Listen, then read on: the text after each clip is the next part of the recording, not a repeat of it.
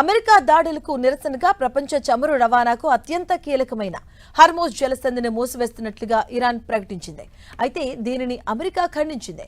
Hormuz జలసంధి తెరిచే ఉందని, చట్టబద్ధంగా ప్రయాణించే నౌకలు దీనిని సాఫీగా దాటొచ్చని తెలిపింది. హార్మోజ్లో ప్రయాణించే నౌకలపై ఇరాన్ దాడుల నుంచి రక్షణ కల్పించేందుకు తమ సేనలు సిద్ధంగా ఉన్నాయని హామీ ఇచ్చింది. హార్మోజ్ను కంట్రోల్ చేసే హక్కు ఇరాన్కు లేదని తేల్చి చెప్పింది.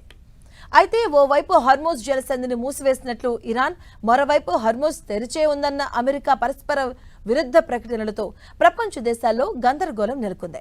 అమెరికా, ఇరాన్ దాడులతో ఈ జలసంధిలో నౌకాయానానికి మళ్లీ ఆటంకం ఏర్పడింది. ఈ జలసంధి గుండా ప్రయాణించే నౌకలపై ఇరాన్ దళాలు దాడులు చేస్తున్నాయి.